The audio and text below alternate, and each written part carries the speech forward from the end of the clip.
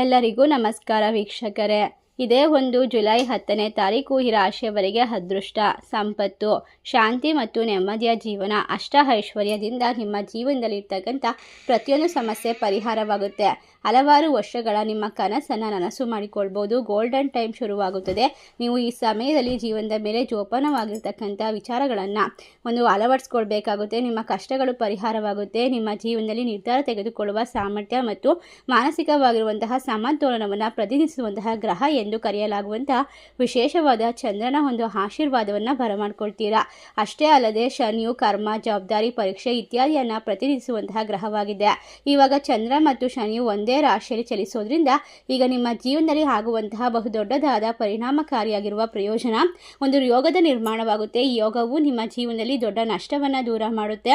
ಆದರೆ ಕೆಲವು ರಾಶಿಯವರಿಗೆ ಮಾನಸಿಕವಾಗಿ ಒತ್ತಡ, ಕೆಲಸದಲ್ಲಿ ಅಡೆತಡೆ, ಸಂಬಂಧದಲ್ಲಿ ಬಿರುಕು, ನಿರ್ಧಾರವನ್ನು ತೆಗೆದುಕೊಳ್ಳಲು ಕಷ್ಟವನ್ನು ಎದುರಿಸಬಹುದು. ಹಾಗಾದರೆ ಈ ರಾಶಿಯವರು ಯಾವ ಒಂದು ಪರಿಹಾರವನ್ನು ಮಾಡಬೇಕು, ಯಾವ ರೀತಿ ಜೀವನದಲ್ಲಿ ಪ್ರತಿಯೊಂದು ಕ್ಷೇತ್ರದಲ್ಲೂ ಕೂಡ ಯಶಸ್ಸನ್ನು ಗಳಿಸಿಕೊಳ್ಬೇಕು, ಸಾಲಬಾಧೆಯಿಂದ ಪರಿಹಾರವನ್ನು ಪಡೆದುಕೊಳ್ಬೇಕು, ಎಲ್ಲವನ್ನ ಕೂಡ ಸಂಪೂರ್ಣವಾಗಿ ತಿಳಿಸ್ತಾ ಹೋಗ್ತೀವಿ. ಅದಕ್ಕೂ ಮುನ್ನ ನೀವು ಕೂಡ ದೇವರು ಹಾಗೂ ಜ್ಯೋತಿಷ್ಯ ಶಾಸ್ತ್ರವನ್ನು ನಂಬೋದಾದರೆ ಈಗಲೇ ವಿಡಿಯೋಗೆ ಒಂದು ಲೈಕ್ ಕೊಟ್ಟು ತಪ್ಪದೆ ನಮ್ಮ ಚಾನಲ್ನ ಸಬ್ಸ್ಕ್ರೈಬ್ ಮಾಡಿ, ಹಾಗೆ ಪಕ್ಕದಲ್ಲಿ ಇರುವಂಥ ಬೆಲ್ ಐಕನ್ನ ಪ್ರೆಸ್ ಮಾಡಿ. ಹೌದು, ಈ ರಾಶಿ ಚಕ್ರದಲ್ಲಿ ಇರ್ತಕ್ಕಂಥವರಿಗೆ ನಿಮಗೆ 10ನೇ ಮನೆಯಲ್ಲಿ ಯೋಗ ಕೂಡಿ ಬರ್ತಾ ಇರೋದ್ರಿಂದ ನಿಮ್ಮ ಜಾತಕದಲ್ಲಿ ಒಂದು ರಾಜಯೋಗ ನಿರ್ಮಾಣವಾಗುತ್ತೆ. ಇದು ವೃತ್ತಿ ಜೀವನ ಮತ್ತು ಕೆಲಸದ ಸ್ಥಳದೊಂದಿಗೆ ಸಂಬಂಧವನ್ನು ಹೊಂದಿರುತ್ತದೆ. ಕೆಲಸದ ಸ್ಥಳದಲ್ಲಿ ನಿಮ್ಮ ಜೀವನದಲ್ಲಿ ಅದ್ಭುತವಾಗಿರುವಂತಹ ಬದಲಾವಣೆಯನ್ನು ಪಡೆದುಕೊಳ್ಳಬಹುದು. ನಿಮ್ಮ ಜವಾಬ್ದಾರಿಗಳನ್ನೆಲ್ಲ ಸಂಪೂರ್ಣವಾಗಿ ನಿರ್ವಹಿಸಬಹುದು. ಈ ರಾಶಿ ಚಕ್ರದವರು ಅಂದರೆ ಮಿಥುನ ರಾಶಿಯವರಿಗೆ ಇನ್ನು ಮುಂದೆ ಎಲ್ಲ ಕಷ್ಟಗಳು ಪರಿಹಾರವಾಗುತ್ತೆ. ಈ ಸಂದರ್ಭದಲ್ಲಿ ನೀವು ಉತ್ತಮವಾದ ಸಾಮರಸ್ಯವನ್ನು ಹೊಂದಬಹುದು. ಅಗತ್ಯವಾಗಿ ಈ ಸಮಯದಲ್ಲಿ ಈ ರಾಶಿಯವರಿಗೆ ಯಾವುದೇ ರೀತಿಯ ಹೊಸ ಯೋಜನೆ ಅಥವಾ ಮಹತ್ವಪೂರ್ಣವಾದ ನಿರ್ಧಾರವನ್ನು ಅವಸರದಲ್ಲಿ ತೆಗೆದುಕೊಳ್ಳದೇ ಇರುವುದು ಬಹಳ ಉತ್ತಮ. ಇಲ್ಲದಿದ್ದರೆ ಭಾರಿ ದೊಡ್ಡ ಮಟ್ಟದ ನಷ್ಟವನ್ನು ಅನುಭವಿಸಬೇಕಾಗಿ ಬರುತ್ತದೆ. ನಿಮ್ಮ ಜೀವನ ನೀವು ಅಂದುಕೊಂಡಂತೆ ವಿಶೇಷವಾಗಿ ಮತ್ತು ಲಾಭದಿಂದ ತುಂಬಿರುತ್ತೆ. ಕಷ್ಟಗಳಿಂದ ಸಂಪೂರ್ಣವಾಗಿ ಮುಕ್ತಿ ಸಿಗುತ್ತೆ. ನಿಮ್ಮ ಜೀವನದಲ್ಲಿ ಇನ್ನು ಮುಂದೆ ಒಂದು ಸುಖ, ಶಾಂತಿ, ನೆಮ್ಮದಿ, ಅಷ್ಟ ಐಶ್ವರ್ಯವನ್ನು ಬರಮಾಡ್ಕೊಳ್ತೀರಾ. ಈ ರಾಶಿ ಚಕ್ರದವರ ಕನಸುಗಳು ಸಂಪೂರ್ಣವಾಗಿ ನನಸಾಗುತ್ತದೆ.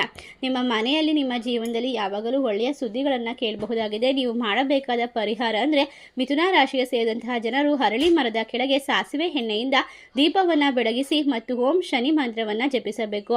ಓಂ ಸಂ ಶನೇಶ್ವರಾಯ ನಮಃ ಮಂತ್ರವನ್ನು ಪಠಿಸೋದ್ರಿಂದ ಖಂಡಿತವಾಗಿ ನಿಮ್ಮ ಕಷ್ಟಗಳು ಸಂಪೂರ್ಣವಾಗಿ ದೂರವಾಗುತ್ತೆ. ಇನ್ನು 2ನೇ ರಾಶಿ ಬಂದು ಸಿಂಹ ರಾಶಿ. ಈ ರಾಶಿಗೆ ಸೇರಿದಂತಹ ಜನರಿಗೆ ಚಂದ್ರನಿಂದ ನಿರ್ಮಾಣಗೊಳ್ಳುವ ವಿಶೇಷವಾದ ಯೋಗ ನಿಮ್ಮ ಜಾತಕದ 8ನೇ ಮನೆಯಲ್ಲಿ ನಿರ್ಮಾಣವಾಗುತ್ತೆ. ಇದರಿಂದ ಸಿಂಹ ರಾಶಿಯವರಿಗೆ ಮಾನಸಿಕವಾಗಿ ಒತ್ತಡ ಮತ್ತು ಆರೋಗ್ಯಕ್ಕೆ ಸಂಬಂಧಪಟ್ಟಂತಹ ಸಮಸ್ಯೆಗಳು ದೂರವಾಗುತ್ತೆ. ಹಾಗಾಗಿ ಈ ಸಂದರ್ಭದಲ್ಲಿ ಯಾವುದೇ ರೀತಿಯ ಸಾಹಸ್ಯಮಯ ಹೂಡಿಕೆ ಅಥವಾ ವಿವಾದಿತ ವಿಚಾರಗಳಿಂದ ದೂರ ಇರೋದು ಬಹಳ ಮುಖ್ಯ.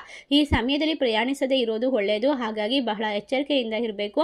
ನಿಮ್ಮ ಕೆಲಸದಲ್ಲಿ ಕೆಲವೊಂದಿಷ್ಟು ತೊಂದರೆಗಳು ಬರ್ಬೋದು, ಸಮಸ್ಯೆಗಳು ಎದುರಾಗಬಹುದು. ಅದನ್ನು ಸಂಪೂರ್ಣವಾಗಿ ತಾಳ್ಮೆಯಿಂದ ನಿರ್ವಹಿಸಿದಾಗ ಮಾತ್ರ ನಿಮ್ಮ ಜೀವನದಲ್ಲಿ ಯಶಸ್ಸು ಅನ್ನೋದು ಸಿಗ್ತಾ ಹೋಗುತ್ತೆ. ಒಟ್ಟಾರೆಯಾಗಿ ಇಷ್ಟೆಲ್ಲ ಅದೃಷ್ಟ, ಲಾಭ, ಶಾಂತಿ, ನೆಮ್ಮದಿಯ ಜೀವನವನ್ನು ಕಂಡುಕೊಂಡು ಎಲ್ಲ ರೀತಿಯ ಸಮಸ್ಯೆಗಳಿಂದ ಪರಿಹಾರವನ್ನು ಪಡ್ಕೊಳ್ತಕ್ಕಂತಹ ಸಿಂಹ ರಾಶಿಯವರು ಮಾಡಬೇಕಾದ ಸಣ್ಣ ಪರಿಹಾರ, ಮಹಾಮೃತ್ಯುಂಜಯ ಮಂತ್ರವನ್ನು ಸುಮಾರು 108 ಬಾರಿ ಜಪಿಸಿ ಶಿವಲಿಂಗದ ಮೇಲೆ ಹಸಿ ಹಾಲನ್ನು ಹಾಕಬೇಕು ಮತ್ತು ಬಿಲ್ವಪತ್ರೆಯಿಂದ ಅರ್ಚನೆಯನ್ನು ಮಾಡಿಸಬೇಕು. ಇದರಿಂದಾಗಿ ಖಂಡಿತ ಒಳ್ಳೆಯ ಕಾಲ ಬರುತ್ತದೆ. ಕಷ್ಟಗಳು ಖಂಡಿತವಾಗಿ ದೂರವಾಗುತ್ತೆ. ಮುಂದಿನ ರಾಶಿ ಕನ್ಯಾ ರಾಶಿ. ಕನ್ಯಾ ರಾಶಿಯಲ್ಲಿ ಇರ್ತಕ್ಕಂತಹ ಜನರಿಗೆ ಈ ಒಂದು ಯೋಗದಲ್ಲಿ ನಿಮ್ಮ ಜೀವನದಲ್ಲಿ ಜಾತಕದ 7ನೇ ಮನೆಯಲ್ಲಿ ರೂಪುಗೊಳ್ತಾ ಇರುವಂತಹ ಅದೃಷ್ಟ.